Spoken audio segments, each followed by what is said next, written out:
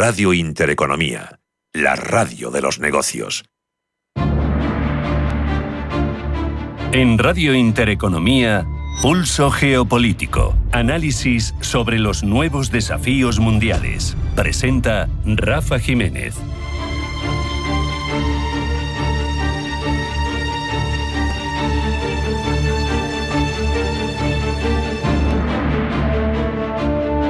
Bienvenidos a Pulso Geopolítico. Ante un complejísimo escenario internacional como el que vivimos, donde las tensiones se agudizan, las alianzas se están redibujando de forma continua y la multipolaridad parece que es el escenario hacia el que nos dirigimos, el pensamiento de Vladimir Putin sigue siendo una pieza central para entender la evolución del nuevo orden mundial.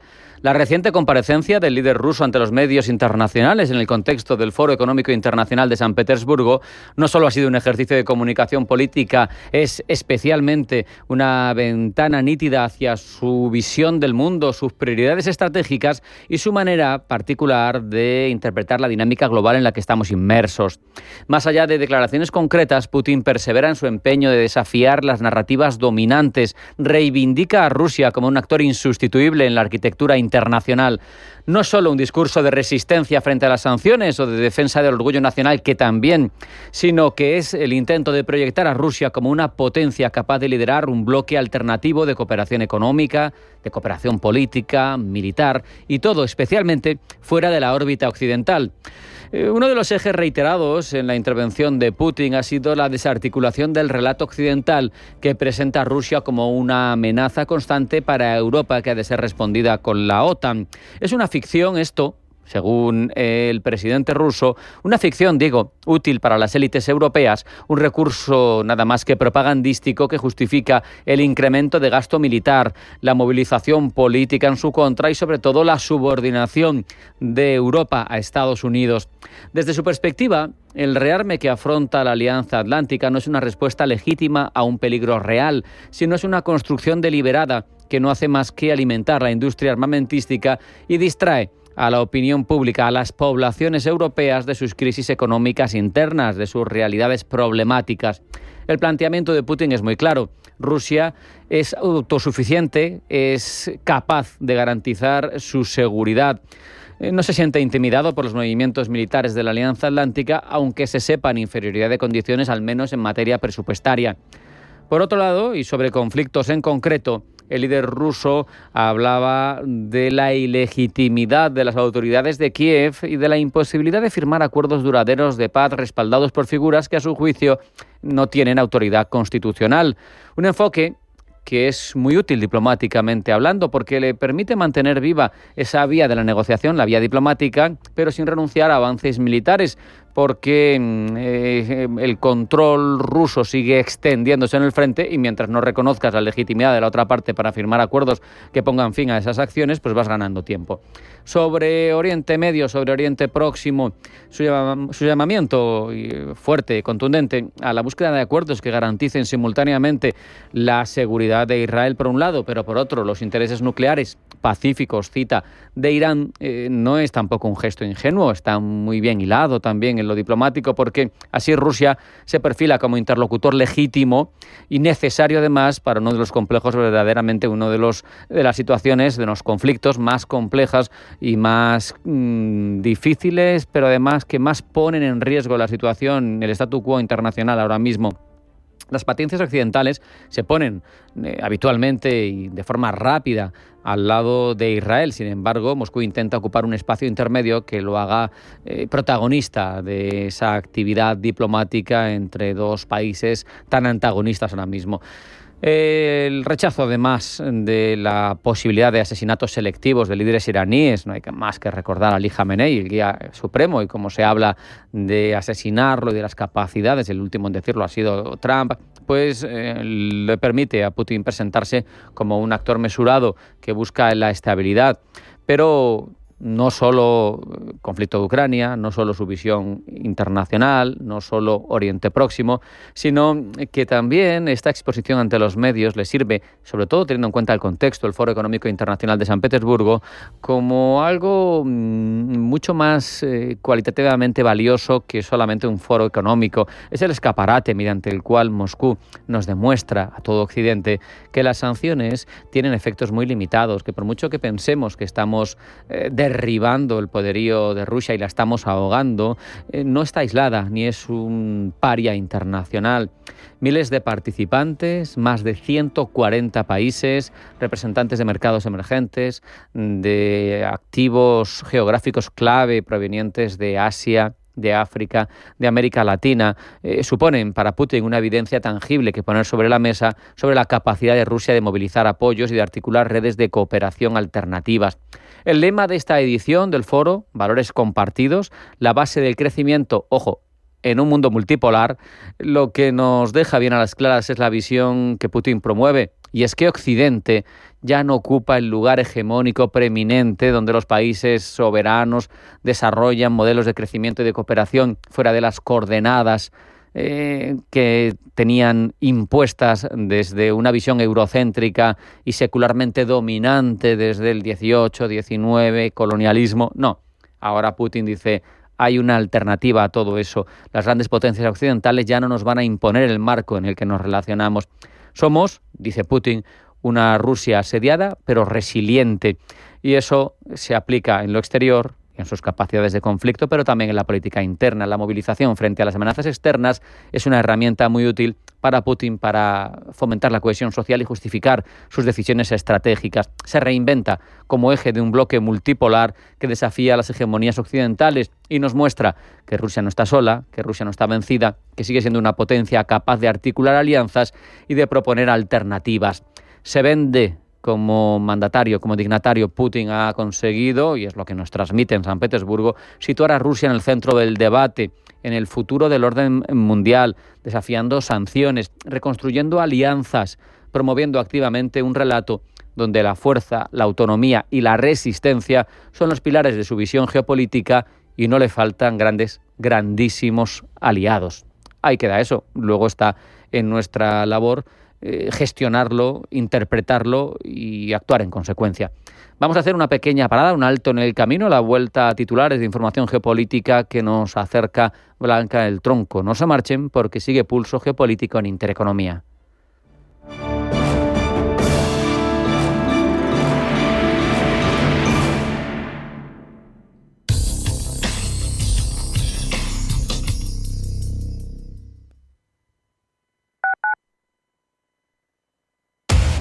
Somos aquello que siempre quisiste ser. Creamos aquello que siempre quisiste tener. Las reglas del juego han cambiado. Somos traders. Operamos. Black Bear Broker. El broker de los traders. Si una persona sale de un punto A por un camino difícil y otra sale de un punto B por un camino más cómodo, ¿se encontrarán? Acompañamos a personas en situación vulnerable desde la infancia hasta el final de su vida. Porque nosotros no creemos en las coincidencias, creemos en las oportunidades. Fundación La Caixa. Solo es progreso si progresamos todos. Los chicos del coro El Musical llega a su recta final. Se despiden de Madrid. Última función, 29 de junio en el Teatro La Latina. Después de emocionar a miles de personas, esta historia inolvidable se despide de la capital. No te pierdas una experiencia única y conmovedora. Entradas en loschicosdelcoroelmusical.es o en el Teatro La Latina. Últimos días en cartel. Toda la actualidad, información y análisis en tiempo real sobre banca, empresas, finanzas personales, bolsa, gestoras y fondos de inversión en intereconomía.com. Con la opinión de los mejores expertos del mundo económico, empresarial y bursátil. Toda la programación en directo y con la posibilidad de escuchar en cualquier instante los mejores momentos de la emisora española líder en información económica. Sigue bien informado en intereconomía.com. Hola, soy Susana Criado y presento Capital Intereconomía en Radio Intereconomía. Analizamos la actualidad económica con rigor y profesionalidad. Di que nos escuchas.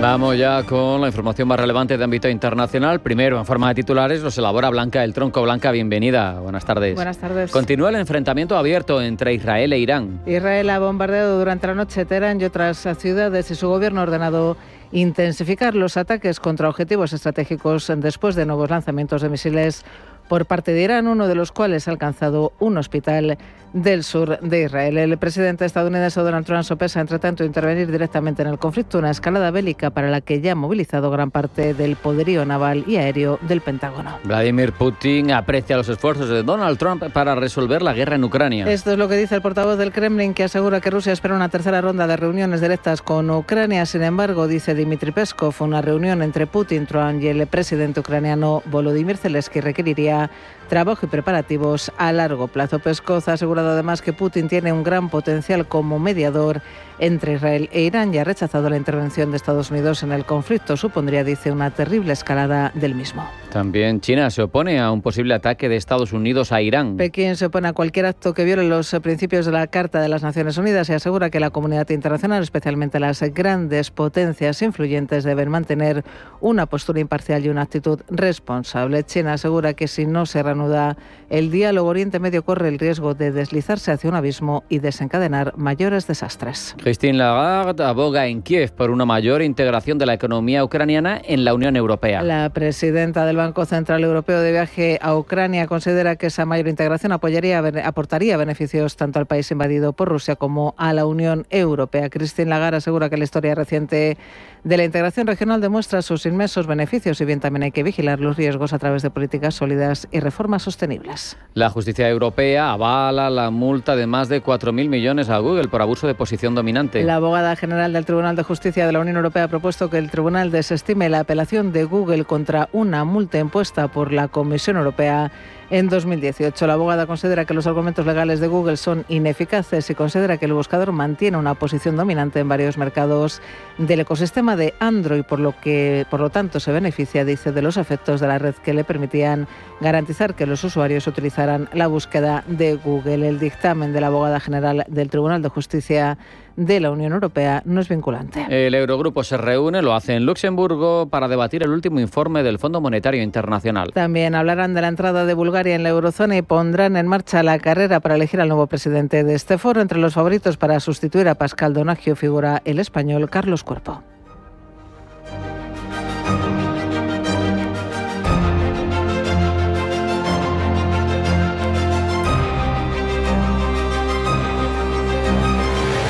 Vamos ya, una vez puestas las bases de esa información más relevante de ámbito internacional de esta jornada, a ampliarla en forma de crónicas, Blanca. Nueva jornada de ataques cruzados entre Israel e Irán. Las decenas de miles de misiles persas lanzados durante la noche han impactado en Tel Aviv y en Jerusalén.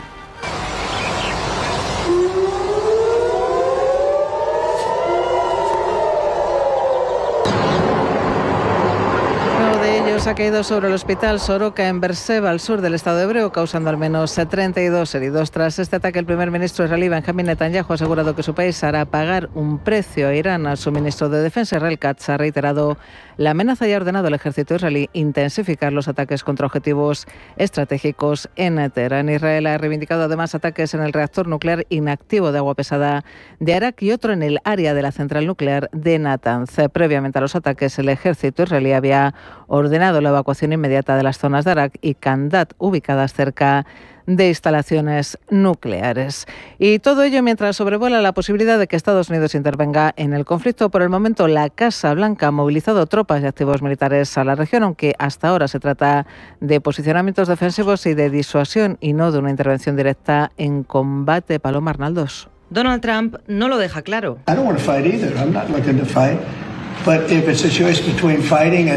No quiero pelear, no estoy buscando pelear, pero si es una elección entre pelear y que ellos tengan un arma nuclear, entonces hay que hacer lo que tengas que hacer. Pero más allá de sus palabras, la Casa Blanca está movilizando tropas y material militar. El Pentágono ha enviado un tercer destructor al Mediterráneo Oriental y un segundo grupo de ataque naval se dirige al Mar Arábigo. Además, un portaaviones está yendo a la zona junto con más fragatas, destructores y bombarderos de reabastecimiento.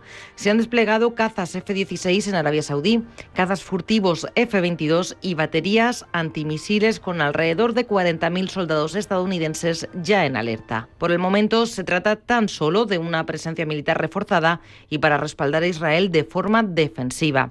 Según el Pentágono y según el secretario de Defensa, Pete Hegseth, estas medidas son preventivas, destinadas a disuadir ataques iraníes. Trump además ha aprobado planes preliminares para posibles ataques a instalaciones nucleares iraníes como el reactor Fordow, aunque sin orden final aún. Orden que podría darse en días.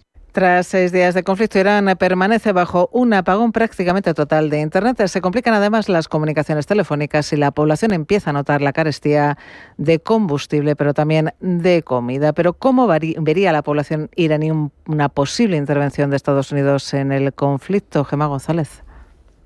Irán vive una división interna profunda y partidarios de una intervención de Estados Unidos que lo ven como una oportunidad de cambio, similar a la revolución de 2022 por los derechos de las mujeres, aunque tienen miedo de los riesgos que esta intervención supondría.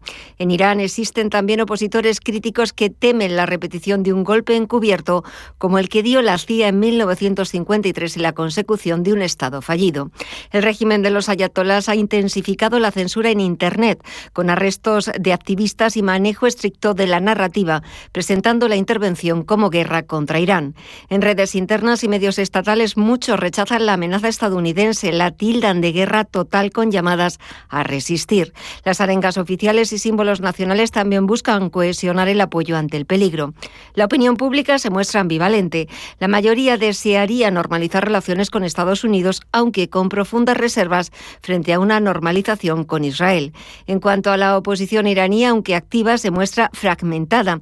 Incluye a figuras como el ex vicepresidente Mohammad Ali Aftahi y el exdiputado Mustafa Tattahet en prisión. Ambos políticos critican al régimen de los ayatolás, pero son críticos también con cualquier intervención extranjera, incluida una guerra con Israel o Estados Unidos. Llaman a una transición pacífica y democrática liderada desde dentro y alertan del riesgo de un colapso estilo Irak o Siria. En el exterior, la diáspora ha organizado manifestaciones en Berlín, París y Nueva York. Algunos grupos hacen lobby activo en el Congreso de Estados Unidos y en el Parlamento Europeo, pero están divididos. De la posibilidad de que Estados Unidos intervenga directamente en el conflicto, China y Rusia han reaccionado ofreciéndose como mediadores. Pablo Llanone. Lo han decidido Xi Jinping y Vladimir Putin en una llamada telefónica en la que han alineado sus posturas. Desde Rusia se percibe la entrada de Estados Unidos como un elemento desestabilizador de la región. Si además diesen con el líder supremo iraní Ali Khamenei y lo matasen, Putin prefiere no hablar de ello.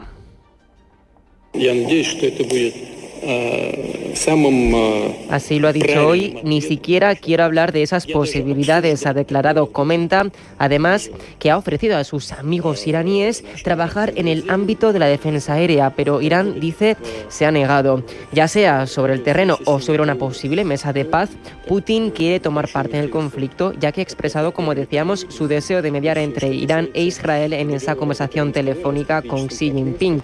Entre tanto, desde China también se habla del riesgo de que Oriente Medio se deslice, en palabras de Pekín, al abismo y al desastre si no se reanuda el diálogo. Y por ello, el Ministerio de Exteriores chino se opone a la entrada de Estados Unidos, ya que violaría, dice, los principios de la Carta de las Naciones Unidas. Por ello, apela a una postura imparcial y una actitud responsable y se presenta, igual que Rusia, como posible mediador. De momento, las únicas conversaciones que podrían apuntar a la paz se celebrarán mañana en Ginebra. La alta representante de la Unión Europea, Kaja Kallas, Dallas, junto a los ministros de Exteriores británico, francés y alemán, recibirán al ministro de Exteriores iraní Abbas Araghchi con la idea de persuadirlo de que no confeccionen el arma nuclear. De momento, si Irán cediese de manera clara en este sentido, se podría evitar quizá la entrada de Estados Unidos en el conflicto. Las tensiones en Oriente Medio, pero también la guerra en Ucrania y la llegada de Donald Trump a la Casa Blanca arrojan incertidumbres sobre las perspectivas económicas de los países de la eurozona. En este contexto, los ministros de Economía y Finanzas de los 27 se reúnen en Luxemburgo, un encuentro en el que pondrán en marcha además la carrera para elegir al nuevo presidente de este foro. Entre los favoritos para sustituir a Pascal Donahue figura el español Carlos Cuerpo. Ángeles Lozano. El ministro español de Economía, Carlos Cuerpo, se podría colocar en la terna de candidatos a presidir el Eurogrupo. Ha comenzado a tantear apoyos entre sus homólogos, pero aún no ha formalizado su candidatura y reconoce que es prematuro hablar de ello. Bueno, es prematuro para hablar de candidaturas a la sucesión o al siguiente presidencia del Eurogrupo. Yo creo que estamos ahora en un momento de discusión sobre los temas principales de fondo que afectan al Eurogrupo, que tiene que ser un organismo esencial a futuro, redefiniendo el rol internacional del euro, o diríamos aspectos tan importantes, ¿no?, como los avances en materia de unión bancaria o de unión de mercado de capitales. Este es el momento de discutir el fondo para poder avanzar de manera decidida, y en eso estamos. Como socialista, el apoyo a Carlos Cuerpo dependerá del respaldo de otros países como Austria o Francia, así como del posible apoyo lituano. Pascal Donahue, actual presidente del Eurogrupo, parte sin embargo como favorito para ser reelegido. Lleva en el cargo desde julio de 2020, con reelección en diciembre de 2022. Cuenta con el respaldo del PP europeo, mayoritario entre los ministros del Eurogrupo. Al margen de Cuerpo y de Donahue, suena también en la terna de candidatos el ministro de Finanzas lituano, el socialista Rimantas Šadžius. El sistema de elección es sencillo. Cada país tiene un voto y se elige por mayoría simple con posibles varias rondas. El bloque del Partido Popular Europeo es numeroso, lo que da ventaja a Donahue.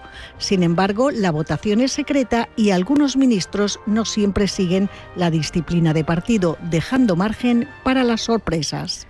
Y todo apunta a que la Comisión Europea va a multar a Google con la histórica cifra de 4.124 millones de euros. Pablo. 10 años de caso podrían resolverse en los próximos meses. Hoy, la abogada general del caso, Julian Cocotte, ha considerado inoperantes los recursos presentados por Google y ha ratificado las conclusiones del Tribunal General, que acusan al gigante tecnológico de prácticas monopolistas, ya que obliga a los teléfonos móviles a descargar de fábrica Google Chrome a cambio de tener Play Store. De momento no es una resolución definitiva, pero la visión de la abogada general ha sido, en más de un 80% de los casos del Tribunal de Justicia de la Unión Europea, un referente final para la resolución adoptada. En caso de que salga a flote, se sumará a los otros dos grandes casos antimonopolio contra Google, el de Shopping, donde hubo ya un confirmado 2.400 millones de multa, y el de AdSense, con 1.000 millones y medio de multa, y todavía está, eso sí, en apelación. Si se sumase la histórica cifra de este otro caso, hablaríamos de multas acumuladas en la Unión Europea que superarían los 8.000 millones de euros.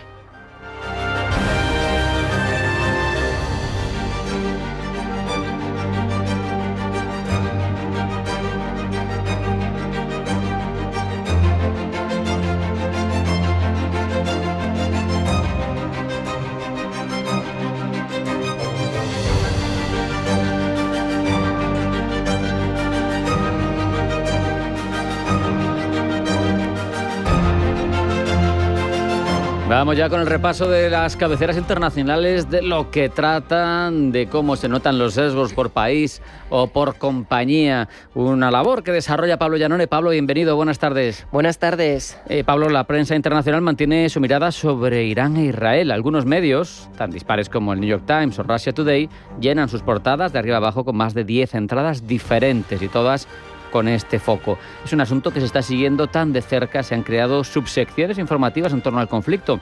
Y uno de los asuntos más comentados por los medios es el silencio de las alianzas de Irán. En la televisión nacional de Canadá, el titular es el siguiente: de Bagdad a Beirut. ¿Por qué nadie contesta el teléfono? Mientras, en su entradilla leemos que Hezbollah en el Líbano, Hamas en Palestina, los hutíes en Yemen y las milicias chiitas apoyadas por Irán en Irak parecen estar desaparecidos en acción. Por su parte, el medio de izquierdas israelí Haaretz no solo dice que el eje del mal de Irán parece estar desmoronándose, sino que además se cuestiona si realmente ha llegado a existir en algún momento. Quizá, dice, ha sido una pompa que ha creado Teherán para mostrarse como una medusa de múltiples cabezas, un monstruo regional unido y compuesto por Irán, Siria, Hezbollah, Hamas, sus hutíes de Yemen y las milicias chiitas en Irak. Esta visión de Irán en solitario conduce a hablar de la posibilidad de colapso del régimen. Pablo, otro gran tema comentado por la prensa internacional. Lo analizamos con el medio canadiense The Globe and Mail.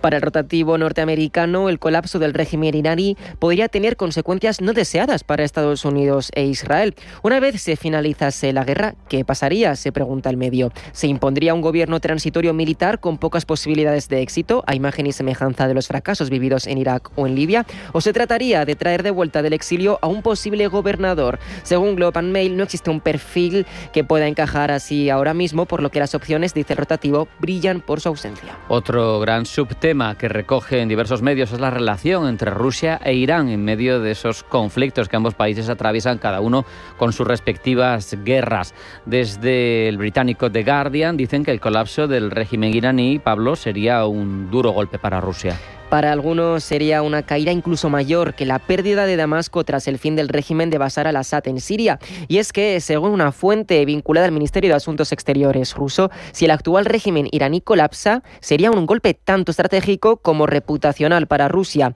A pesar de sus intereses, de momento, asegura The Guardian, es poco probable que veamos una intervención directa de Rusia en el conflicto. De hecho, Moscú ha reconocido tácitamente su limitada capacidad para influir en los acontecimientos que se desarrollan. Y otro gran asunto, el nuclear. Encontramos en la mayoría de cabeceras el siguiente interrogante: ¿cuánto de cerca está Irán de conseguir la bomba atómica? Una pregunta que surge teniendo en cuenta que Israel, como dice Wall Street Journal, basó sus argumentos para la guerra contra Irán precisamente en nueva información de inteligencia en torno a esa posibilidad inminente de que Irán lograra armar el peligroso artefacto. Información de inteligencia que presuntamente habría venido de Washington, dice Wall Street Journal, pero que las agencias de espionaje estadounidenses niegan, asegurando que Irán no ha decidido construir un arma nuclear. Sin embargo, en los últimos días, recuerda Wall Street Journal, hemos visto que Trump ha llegado a decir que Teherán está muy cerca de la confección del arma. Entre tanto, para Al Jazeera, esa advertencia israelí unida a la de Trump de que Irán está a punto de conseguir el arma nuclear se ha repetido muchas veces a lo largo del tiempo. La historia de la retórica de Netanyahu sobre las ambiciones nucleares de Irán a punto de consagrarse suma ya 30 años. Nos remontamos a 1992, cuando Netanyahu se dirigió a la Knesset israelí como diputado, afirmando que Teherán estaría a solo 3 o 5 años de alcanzar la autonomía necesaria para desarrollar y producir una bomba nuclear. Predicción fallida y que reiteró de nuevo en su libro de 1995, Combatiendo el terrorismo. Terminamos con otro gran tema para algunos medios observadores. Con esta guerra, Oriente Medio se transforma al ritmo que la estrategia bélica de Israel lo va haciendo y va cambiando. The New York Times dice que lideró conflictos contenidos con Hamas, pero finalmente permitió que el grupo mantuviera el poder en Gaza. También Israel mantuvo una precaria calma con la milicia libanesa Hezbollah, incluso mientras sus combatientes se atrincheraban en el sur del Líbano. Y a pesar de planear un gran asalto contra Irán, limitó, dice The New York Times, sus ataques a operaciones clandestinas de menor envergadura. Sin embargo, ahora el ataque masivo y continuo de Israel contra Irán pone de relieve un cambio extraordinario en la doctrina militar israelí desde que Hamas, aliado palestino de Irán, atacó el país en octubre de 2023. Es un cambio, dice The New York Times, que ha redefinido la dinámica de poder en Oriente Medio, ha deshecho la alianza regional de Irán y ha consagrado a Israel como la fuerza militar dominante en la región.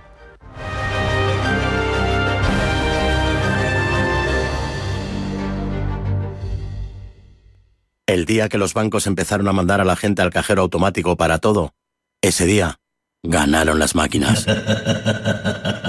Pero el día en el que Eurocaja Rural decidió seguir atendiendo a sus clientes en persona, ganaron los máquinas. Ganaste tú. Únete a la revolución de los máquinas. Eurocaja Rural, la banca que tú quieres.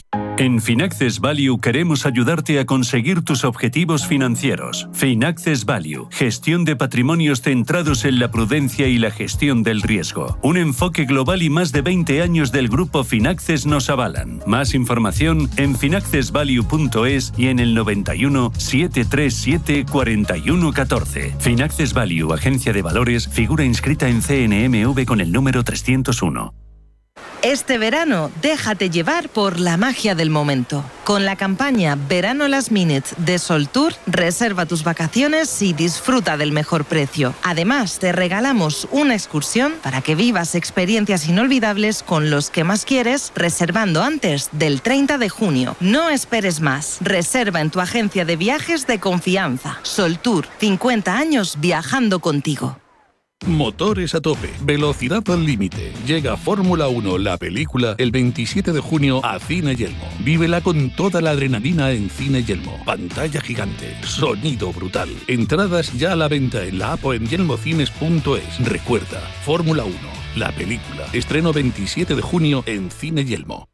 ¿Tienes un proyecto o sueño emprendedor? No te pierdas Emprende en Intereconomía con Juanma Romero. Cada semana descubrirás historias de éxito, consejos prácticos y claves para liderar tu negocio con carisma y empatía. Aprende, crece y conéctate con emprendedores como tú. Emprende en Intereconomía con Juanma Romero, el programa para transformar tu futuro. Te esperamos todos los jueves a las 10 de la noche en Radio Intereconomía.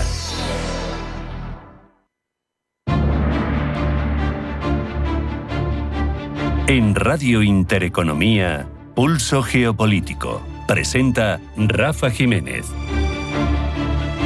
Seguimos ampliando nuestro bagaje geopolítico y lo hacemos hoy con Armenia. Ya saben, un pequeño país montañoso a caballo entre Asia y Europa, de la que culturalmente e históricamente se ha considerado parte, aunque su ubicación caucásica la sitúa en ese terreno entre ambas. Sin salida al mar, está encajonada entre varios países y con una superficie similar a la de Galicia la habitan casi 3 millones de personas. Por su situación ha estado expuesta a una historia turbulenta, continuas invasiones. En 301 fue el primer estado que adoptó el cristianismo como religión oficial y ahora mismo navega como puede en una zona complicada del mundo, con vecinos hostiles, también con amigos, pero con amigos que no escuchan demasiado sus llamadas de auxilio. Queremos saber más el momento geopolítico y la visión que tiene Armenia de todo esto. Para eso nadie mejor que el excelentísimo señor embajador de Armenia en España, Sos Avetisian. Embajador, bienvenido y muchas gracias por estar con nosotros. Muchísimas gracias, Rafael, por esta oportunidad. Lo primero, yo lo he presentado un poco, pero si te pregunto, preséntanos Armenia, ¿qué nos cuentas? Armenia es un pueblo muy antiguo, pero como un estado es muy nuevo. Nació en 91, después de caída de URSS, y es un país que de veras había pasado por muchas tragedias, pero también está caminando con unos valores muy claros de democracia y de la protección de derechos humanos, y también está comprometido a paz. Esto es una cosa que está mucho más clave y mucho más importante en estos últimos años. Una historia trágica, comprometida con la paz, pero la tienen que dejar porque Armenia vive encajonada entre dos países túrquicos, la propia Turquía y Azerbaiyán, y este año se han cumplido nada menos que 110 del genocidio armenio. No sé si se le ha dado la suficiente repercusión porque es tremendo. Es tremendo y casi todas las familias que tenemos en Armenia tienen una historia familiar del genocidio, porque muchos de nuestros padres o abuelos han venido de lo que fueron las ciudades de armenios. Y claro, lo que había ocurrido en el siglo XX en el Imperio Otomano, el genocidio de los armenios por los jóvenes turcos, nos preocupa hasta hoy y tiene unas ramificaciones muy importantes. Pero también es importante destacar que Armenia tiene que, en una situación geopolíticamente complicada, con los vecinos complicados, y estos dos países que estás mencionando tienen las fronteras cerradas. Claro, con todo esto tenemos que tener una sabiduría que no podemos cambiar nuestra geografía y hay que marchar con dignidad a buscar una convivencia buena en nuestro entorno, porque esto significará que vamos a garantizar una vida más pacífica para la gente, para las generaciones que vienen. Pero esto es complicado cuando en pleno siglo XXI tenemos situaciones como los 120.000 desplazados en Artash por Azerbaiyán. Esto complica mucho las cosas. Claro, cuando Azerbaiyán montó esto ataque en 2024, en septiembre, todo el mundo civilizado estaba criticando porque esto fue en realidad un éxodo de los armenios, un tipo de repetición de lo que nos había ocurrido hace un siglo.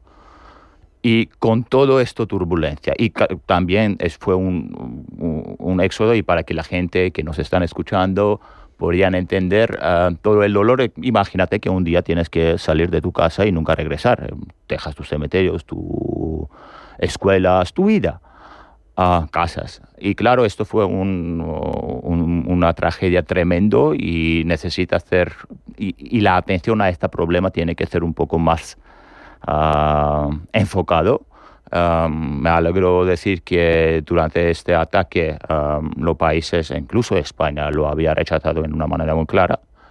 Y claro, esto fue un desafío porque estos 120.000 armenios, nuestros hermanos y hermanas, tú tienes que darles hogares, tienes que prestar trabajo, y imagínate para un país que tiene 3 millones de habitantes y recursos pocos, digamos así, no es un país de petróleo o otros bienes, tenía que involucrarse y buscar caminos para estas personas. Claro, fueron algunas ayudas internacionales, pero me repito que no es suficiente para garantizar por lo menos a estos pobres una vida muy digna en su país.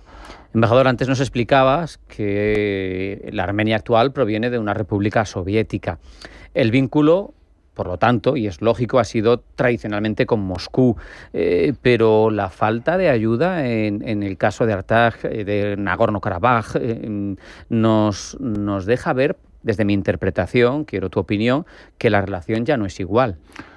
Sí, la relación se ha cambiado mucho porque tanto cuando fue el ataque contra la gente en Nagorno-Karabaj, y quiero recordar a nuestros oyentes que los pacificadores rusos estaban desplegados ahí. Entonces, lo que había ocurrido ahí en Nagorno-Karabaj, ellos estaban ahí y tenían que intervenir, claro, y hacer algo. Más cuando fueron los ataques contra la República de Armenia, este territorio que está reconocido por todo el mundo internacional, que no es conflictuoso, digamos así.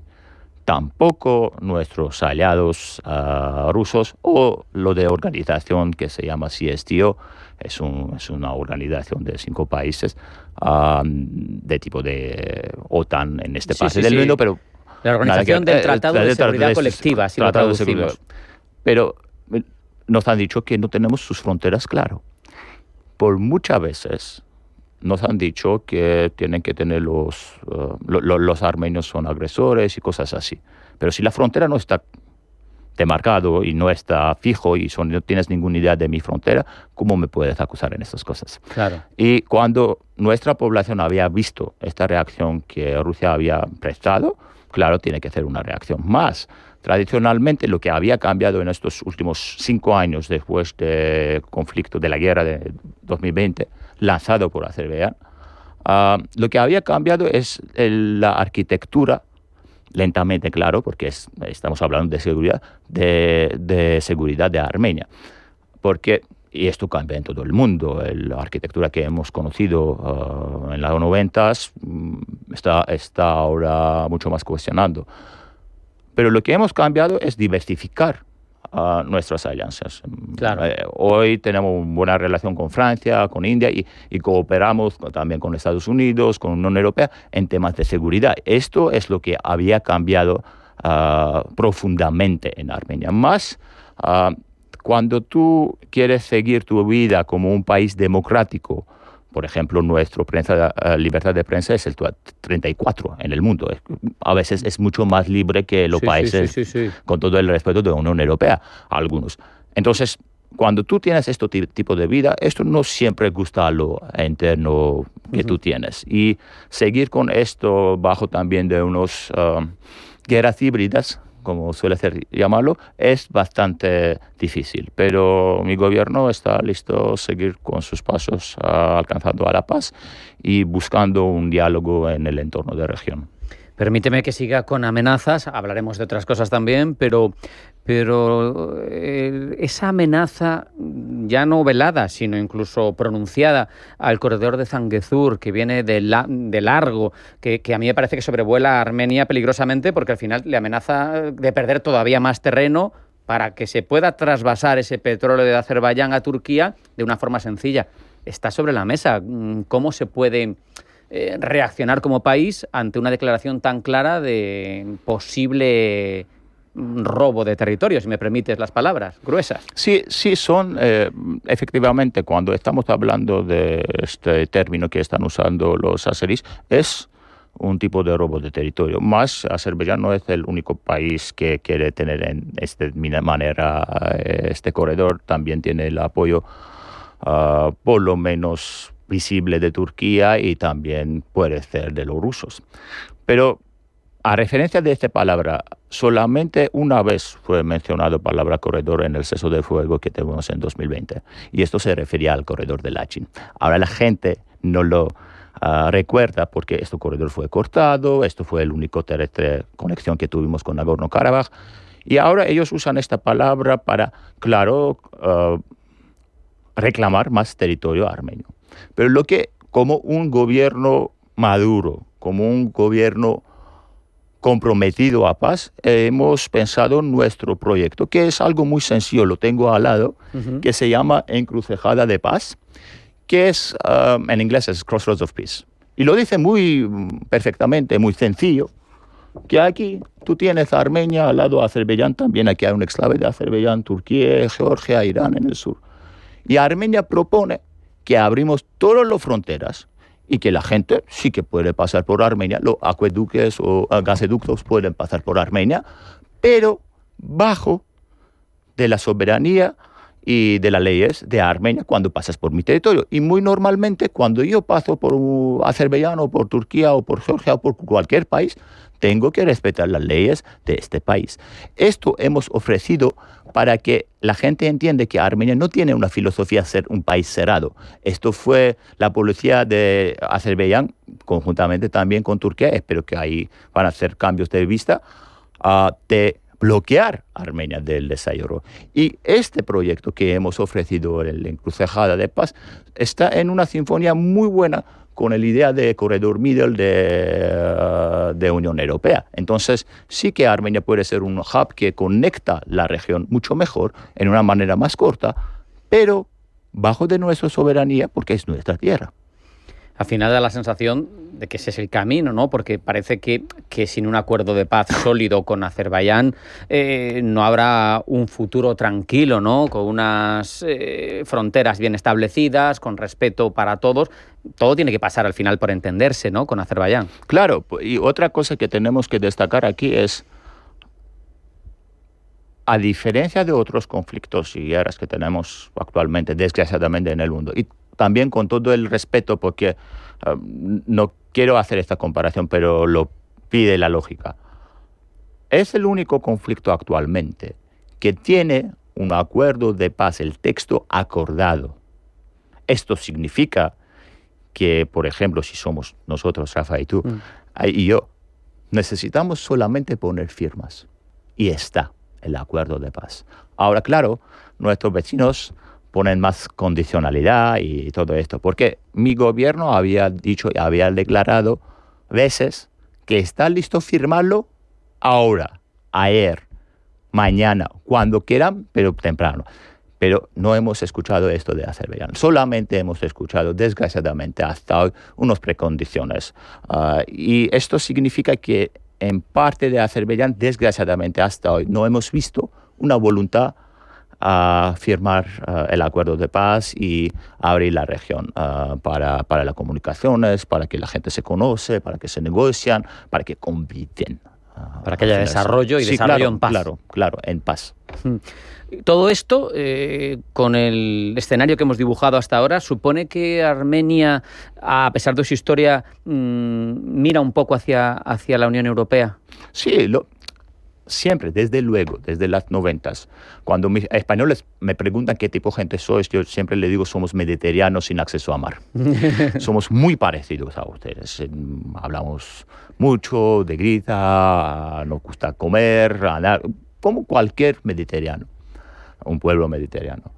Pero desde luego, desde el 90, en los términos de valores, de tipo de jueces o el poder jurídico que tenemos, de tipo de parlamentarismo que tenemos, de tipo de derechos, protección de los derechos humanos, siempre fuimos europeanos. Siempre estos valores para nosotros fueron fundamentales, más todos nuestros acuerdos con la Unión Europea, como uno que se llama CEPA, y más va a hacer un diálogo con ellos estratégico. En todo esto, como una línea roja, está pasando los valores y las reformas que hemos hecho. Claro, en temas de seguridad esto fue un poco diferente porque estamos capturados por nuestra geografía y no podemos cambiarlo muy rápidamente, pero en temas de seguridad estuvimos en otro bloque.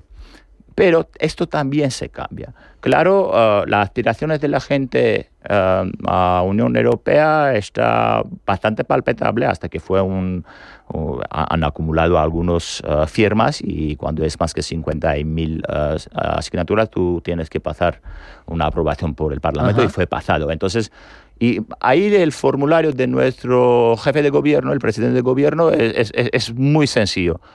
Armenia está listo de estar tan cercano a Unión Europea que Unión Europea quiere que seamos. Bien, o sea que está la pelota en nuestro tejado. Siempre. La verdad es que, a diferencia de otros actores de la región, Ereván conserva una ventaja crucial, ¿no? Las credenciales democráticas, que es lo que nos has mencionado, ¿no? Porque es una región compleja, donde hay muchos autócratas y, sin embargo, en Armenia hay pluralismo político, hay sociedad civil, hay una agenda de reformas. Hay una muestra, ese segundo diálogo también de Ereván, Foro Internacional sobre Paz, sobre Seguridad, sobre Cooperación. Por poner un ejemplo, para que la gente se haga idea, había ponentes de India, de Francia, de Reino Unido, de Alemania, Polonia, Hungría, Eslovaquia, Estados Unidos, Irán, Unión Europea. Pero ahí me falta alguien. Me falta Rusia, ¿no? Es curioso cómo parece que nos confrontamos. Se hace un foro tan interesante y parece que ahí también se divide. Estamos unos y si estamos unos no están los otros, ¿no? Qué curioso. Esto podemos ver en muchas ocasiones, pero lo que nosotros hemos pensado es se llama Yerevan Dialogue. Es un diálogo y claro, los rusos podrían participar. Pero el pensamiento, desgraciadamente tenemos esta diferenciación de valores. Cuando tú tienes algunos países democráticos que están presentes, algunos países que no son tan democráticos no lo ven bien, no lo ven bien. Pero esto no es una cosa solamente de geopolítica, no es geopolítica, es nuestro tipo de vida. Esto de veras son nuestros valores que estamos protegiendo cotidianamente, porque, como repito, a veces estos guerras híbridos lo ocurren, a veces son bastante duros, pero fuimos bastante fuertes, basados en el voto de nuestro pueblo, para que mantengamos el orden democrático en nuestro país. Y yo espero que sean otros gobiernos, o claro, el gobierno en Armenia, a diferencia de otros países regionales, se cambia. Y al tener el cambio va a seguir, yo estoy seguro que seguirá como una democracia.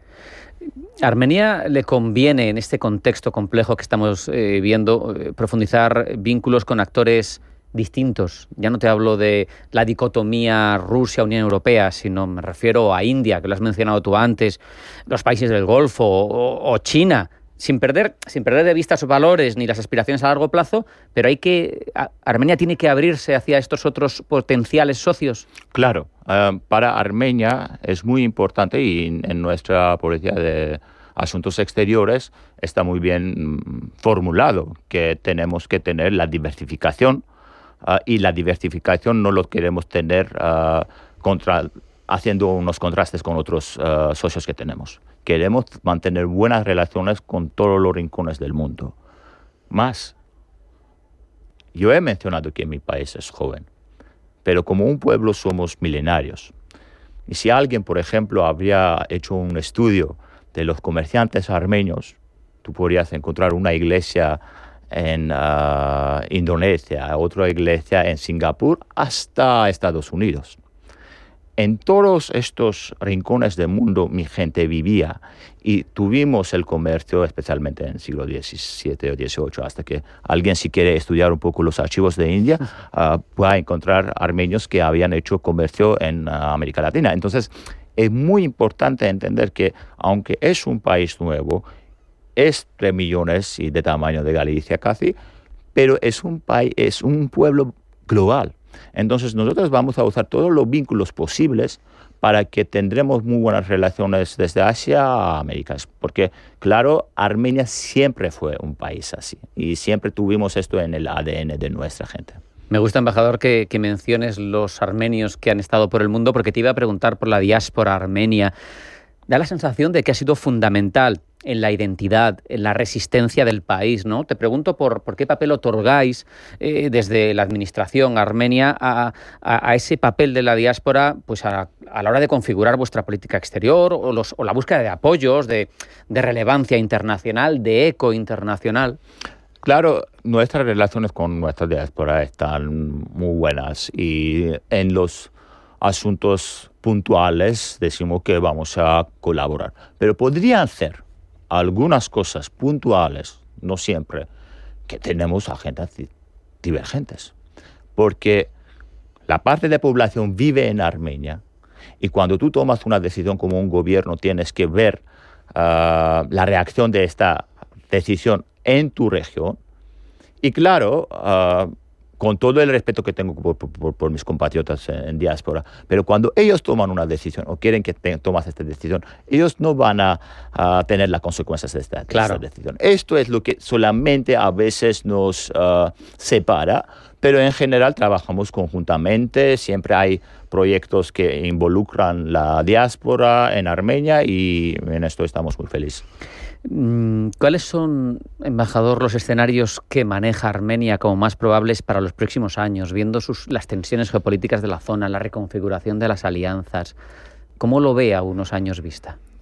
Si puedo hacer un pronóstico, que es siempre una tarea difícil y siempre nos vamos a salir un poco erróneo y después dar explicaciones por qué se salió así, como el dicho famoso. Pero lo que yo estoy viendo que Armenia está intentando y con la voluntad que está muy claro, buscar la paz en la región, tener buenas relaciones con sus vecinos, aunque con todas las tragedias que hemos pasado, porque tenemos que pensar también en el futuro. Al tener una región integrada, más comercializado, que la gente vive en paz, en convivencia en paz, esto va a ser nuestra seguridad. Porque en realidad las alianzas militares que existen siempre te tienen que proteger contra a uno. Esto es la filosofía desde Waltz a Walt en todo el tema de escuela de los realistas o después neorrealistas. Pero en Armenia lo que hemos entendido que si tenemos paz, y la paz tú buscas siempre con el enemigo, no lo buscas con un amigo. Claro. Con el amigo tienes. Al tener esta paz en la región, esto va a ser la primera garantía de paz y de bien vida en Armenia. No me creo que Armenia se meterá por alguna u otra alianzas así, porque al tener tu entorno pacífico, por lo menos el entorno, ya garantizas tu futuro. Esta clara voluntad de paz desde Armenia, a mí lo que pasa es que me parece complicada cuando tienes a un Aliyev que en un momento dado dice Armenia es una provincia de Azerbaiyán, porque lo ha llegado a decir. Claro, justo ayer había dicho algo así y claro, esta retórica de presidente de Azerbaiyán no nos ayuda. Más, me imagino qué tipo de régimen que mantiene el señor Aliyev necesita un enemigo, pero estamos aquí diciendo que no lo tiene en capacidad de Estado de Armenia un enemigo, sino tiene un vecino con quien podrías llevarte bien. Claro, a veces, y esto pasa, esto es verdad desde Roma hasta nuestros días, tú buscas un enemigo para que la gente no te pregunta porque al ser un país petrólico no vivimos bien, por ejemplo, y siempre necesitas este tipo de trucos. Pero aunque estos discursos no nos conducen a tener un paz, Armenia en su compromiso y en su comunicación con los socios está muy claro a favor de paz. Y para mí es lo más importante que aquí nuestros oyentes entienden que Armenia quiere paz Y después lo que dice el presidente de Azerbaiyán, con todo el respeto, ven que el país que no está comprometido, desgraciadamente, lo repito, es Azerbaiyán. Entonces, ¿qué petición le haría Armenia a la comunidad internacional? Quizá que juegue un papel más relevante en esa geopolítica de Cáucaso Sur para que se consiga esa paz que lleva al desarrollo. El problema que tenemos nosotros actualmente es muy difícil decir qué es la comunidad internacional. Y claro, los conflictos que tenemos en todos lados, en Ucrania, en Gaza, ahora Israel y Irán, no dejan a la comunidad internacional enfocarse en una u otra cosa. Pero lo que está muy claro, que no hay rincones en el mundo que están separados. Todo está intervinculado. Entonces, si tú quieres buscar paz y estabilidad, y yo me imagino que lo que llamamos la comunidad internacional esto está buscando, hay que trabajar en todos los rincones. Entonces, si tú tienes un acuerdo de paz listo para firmar, hay que abogar más para que sea firmado. Porque al tener una zona estable, tú puedes después trabajar con otras zonas para establecerlo. Si no, vas a dejar que sean más y más conflictos hasta que Dios prohíbe, como dicen, que tendremos una guerra mundial tercero, no lo sé. Ojalá no, pero sí, que el panorama es complicadísimo, sí, porque, te entiendo. Porque tú tienes que trabajar en todos los rincones, no hay un conflicto que es separado. La casa se construye ladrillo a ladrillo. Y tú tienes que tener no puedes decir solamente este conflicto es importante. No quiero dejar de preguntarte, estamos terminando ya, por España, no sé si hay una comunidad armenia importante, sé que en Francia es importantísima, pero España es otro caso, y las relaciones bilaterales, ¿cómo se llevan España y Armenia? Armenia y España se llevan muy bien, tenemos unas relaciones excepcionales, siempre hay visitas de altos cargos aquí a España y al revés. Tuvimos nuestra visita bilateral del ministro de Asuntos Exteriores de Armenia, de Arat Mirzoyan, en 2022. Esperamos que un día también el señor ministro Álvarez nos hace el honor y viajará a Armenia. Y este nivel de cooperación que tenemos con España es muy buena. También hay comunidad armenio en España, no es tan grande o tan famoso como en Francia, pero son gente muy educados, es una generación ahora lo que son de mi edad, digamos así, siempre son abogados, médicos o profesores catedráticos, y yo veo que paso a paso aquí vamos a escuchar más en sentido muy bueno sobre la comunidad armenia. Oye, una curiosidad rápida, ¿por qué en Francia es tan relevante la comunidad armenia? Porque después del genocidio, la puerta de Marsella y León, Marsella especialmente, fue muy importante. Muchos armenios se trasladaron ahí. Y siempre pasa con los armenios, sean en Francia o en Argentina o en Estados Unidos o en cualquier rincón del mundo. La segunda generación, lo primero van a ser trabajos de servicios. La segunda generación, porque en las familias armenios la educación es siempre importante. Los padres pueden gastar todo para que un niño tenga una buena educación. Van a convertirse en políticos, abogados, periodistas, etc. Es una emigración de las que da gusto. Sosa Betisian, embajador de Armenia en España. Ha sido un verdadero placer hablar contigo estos minutos, conocer vuestra realidad y entender esa vocación, ese deseo de paz desde el que articula Armenia su protagonismo geopolítico desde la paz. Muchas gracias. Muchísimas gracias, Rafael, por esta oportunidad. Hasta aquí hemos llegado en esta edición de Pulso Geopolítico, en la que les hemos contado noticias, hemos reflexionado, les hemos hecho llegar cómo las diferentes cabeceras internacionales entienden la actualidad del momento y, sobre todo, hemos aprendido sobre la realidad de Armenia con su embajador en nuestro país. No hay tiempo para más. Sean felices, pasen buena tarde y mañana más. Hasta mañana.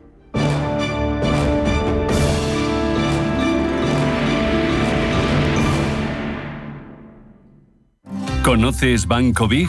Somos tu banco de inversión y ahorro. Pero no solo eso, somos tu plataforma de brokeraje con todo tipo de productos, acciones, bonos, ETFs, fondos, futuros y además contamos con una demo técnica con 100.000 euros ficticios para que puedas aplicar todos tus conocimientos sobre el trading. Banco Big. Nos mueven tus valores. Debes saber que toda inversión conlleva el riesgo de pérdida de capital. Bontobel Asset Management. Calidad suiza con el objetivo de obtener rendimientos superiores a largo plazo. En Bontobel Asset Management siempre estamos a la vanguardia de las inversiones activas en bonos y acciones. Para más información, entre en nuestra página web bontobel.com/am. Bontobel Asset Management, su especialista global en fondos de inversión. Vuelve Uclés es Música en su tercera edición. El 28 de junio, el Monasterio de Uclés recibe a un referente del rock en español, Andrés Calamaro, quien deleitará al público con las mejores canciones de sus últimos 25 años. Evento patrocinado por Grupo Ibérica. Geopolítica, mercados, bancos centrales. Los temas más candentes que impactan en la economía mundial están en Visión Global. Cada tarde de lunes a viernes a las 7 con Marta Isern. Visión Global. Marcamos la diferencia. Radio Intereconomía. Por favor, un vermut. ¡Un Zarro! Zarro, por supuesto. El vermut Zarro es el vermut de Madrid, elaborado artesanalmente con los mejores botánicos y vinos de calidad. Un vermut genuino y con historia, orgulloso de sus orígenes castizos y más aún de su sabor. Y es que en grifo o en botella, vermut Zarro es el auténtico sabor del vermut de Madrid. Vive Zarro, siente Madrid. Los viernes a las 10 de la noche tienes una cita con otro gato, el Gato Gourmet. Andrés Sánchez Magro presenta una guía semanal gastronómica, enológica, de restaurantes, literaria, musical, con todos aquellos ingredientes necesarios para cocinar la buena vida. El Gato Gourmet, los viernes a las 10 de la noche aquí, en Radio Intereconomía.